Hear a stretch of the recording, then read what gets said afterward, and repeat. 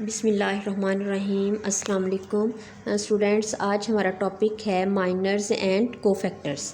तो सबसे पहले हम माइनर की डिफ़ाइन देखेंगे। The sub determinant obtained by deleting the row and column in which that element lies, यानी जिस एलिमेंट का आपने माइनर फाइंड आउट करना है वो एलिमेंट जिस रो और कॉलम में लाई करता है उसको क्या करेंगे, डिलीट कर देंगे। तो बाकी जो बचेगा वो क्या होगा, जो सब डिटर्मिनेंट आएगा वो क्या होगा, वो माइनर होगा। तो स्टूडेंट जैसा कि आप जानते हैं कि डिटर्मिनेंट जो वो हमेशा स्केयर होते हैं। स्केयर डिटर्मिनेंट का मतलब ये है कि नंबर ऑफ़ कॉलम्स और नंबर ऑफ़ रोज़ क्या होती हैं, बराबर होती हैं। यानी जैसे ये देखिए अभी आपके सामने 3/3 का डिटर्मिनेंट है, ये 2/2 का भी हो सकता है, यानी 2 रोज़ और 2 कॉलम्स। ये 4/4 का भी हो सकता है, 4 रोज़ और 4 कॉलम। यानी डिटर्मिनेंट हमेशा जो है वो स्केयर मैट्रिक्स से हम डिफ़ाइन करते हैं। तो यहाँ पे भी हमारे पास 3/3 का एग्जाम्पल में डिटर्मिनेंट है। ये इसकी जनरल फॉर्म है डिटर्मिनेंट की, और ये हमारे पास न्यूमेरिकल में है।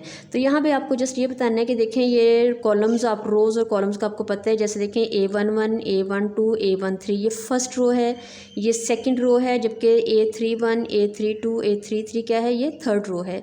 सिंपली आप इसको यूँ भी समझ सकते हैं कि हॉरिजेंटल लाइंस रो होती हैं, जबकि वर्टिकल लाइंस जो वो क्या होती हैं, वो कॉलम्स होती हैं। तो आपको ये जो फिगर नज़र आ रहे हैं, इसका पहला जो फिगर है वो रो को शो करता है, जबकि सेकंड फिगर जो है वो कॉलम को। फॉर एग्जांपल A32 जो है इसमें क्या है कि थर्ड रो और सेकंड कॉलम। इसी तरीके से A23 का मतलब क्या है, सेकंड रो और थर्ड कॉलम। तो ये आपको पहले से अंडरस्टैंडिंग इसकी है। तो यहाँ पे हम सिंपल ये देखें कि जब भी हमने डिटर्मिनेंट फाइंड आउट करना है, ये डिटर्मिनेंट होगा वो क्या होगा, वो स्केयर होगा। और अगर हमने उसका माइनर लेना है तो माइनर का मतलब है हम इनमें से किसी भी एलिमेंट का माइनर ले सकते हैं। तो हमने उस एलिमेंट, वो एलिमेंट जिस रो या कॉलम में उसको क्या करना है, डिलीट करना है, तो बाकी हमारे पास माइनर आ जाएगा। तो इसकी एग्जाम्पल हम यहाँ से समझ सकते हैं। हमें यहाँ पे हर एलिमेंट की लोकेशन का पता होना चाहिए कि उसकी लोकेशन क्या है। फॉर एग्जाम्पल 10 है, 10 की रो कौन सी है, 10 की रो थर्ड है, और 10 का कॉलम कौन सा है, सेकंड कॉलम है। तो इसमें आप देखेंगे यहाँ पे हमने एग्जांपल ली है, माइनर फाइंड आउट करना है 1 2 का। 1 2 का मतलब क्या है कि हम यहाँ पे किसका माइनर फाइंड आउट कर रहे हैं, 11 का।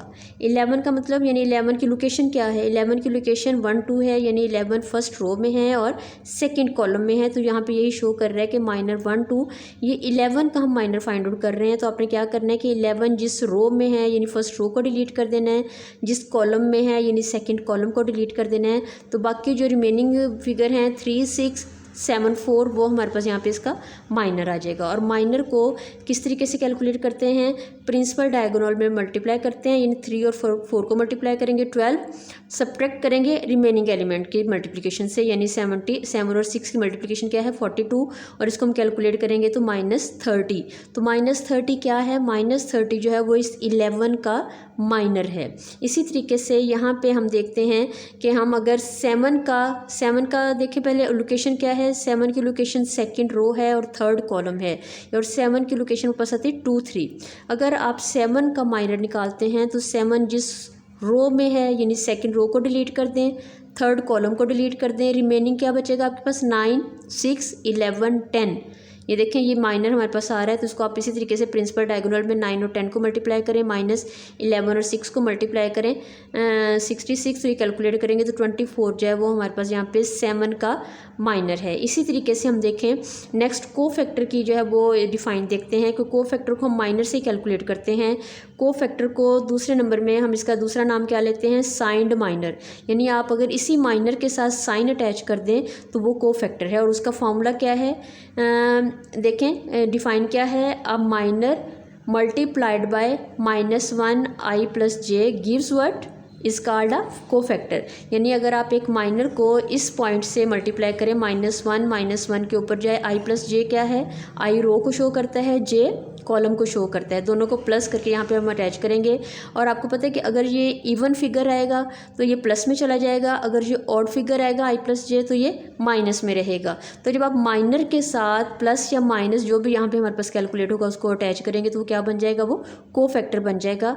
तो इसको अब आप जो है इसकी हम एग्जाम्पल भी ले सकते हैं।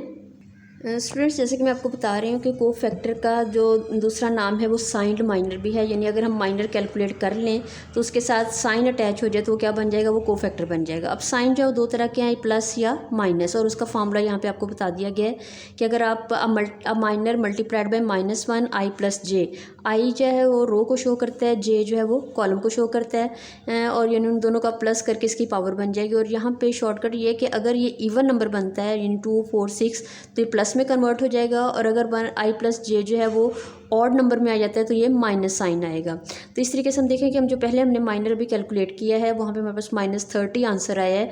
अब इसी माइनर के साथ अगर हम फार्मूला अटैच करते हैं तो ये को फैक्टर बन जाएगा।